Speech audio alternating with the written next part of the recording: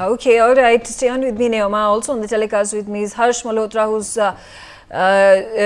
BJP leader and Union Minister. Harsh Malhotra, thank you very much for joining us on the telecast. And of course, big issues, allegations being made on the Election Commission. And today, the Chief Election Commissioner has clarified all those allegations, said that he's dismissed all these allegations that have been made by the Aam Aadmi Party, by other political party leaders on the Election Commission. What do you have to say about it?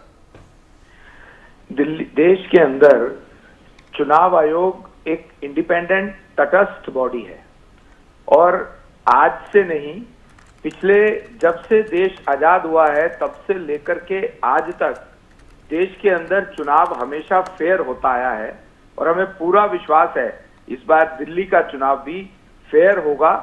जब भी कांग्रेस या आम आदमी party किसी चुनाव में हारते हैं तो ये ईवीएम का रोना रोते हैं या चुनाव आयोग पर आरोप लगाते हैं, पर अभी महाराष्ट्र के चुनाव में इन्होंने भी फिर ईवीएम का राग अलापना शुरू किया और मैं मानता हूं आज भी आम आदमी पार्टी ने पहले से ही, क्योंकि उन्हें अब ये समझ में आ रहा है कि इस बार दिल्ली के चुनाव में वो दिल्ली से बाहर जाने वाली है आम आदमी पार्टी, इस कारण से अभी से इन्होंने कभी वोटर लिस्ट की बात करते हैं, कभी वोट कटवाने की बात करते हैं, वोट जुड़वाने की बात करते हैं। They are all baseless allegation. So I welcome very much this decision of the Election Commission to hold election on 5th of February. So from my side, from my party's side, very all the best to the Election Commission and to all the parties also. How is the BJP geared up to fight the elections? This is going to be intense campaigning mode. What is on the agenda of the BJP in the coming days till the election takes place on 5th of February? का agenda होता है दिल्ली के अंदर जो मोदी जी की केंद्र सरकार ने जो बढ़िया अच्छे काम करे हैं, 65,000 करोड़ से ज्यादा के काम पिछले 10 साल में मोदी जी की सरकार ने दिल्ली के लिए किए हैं।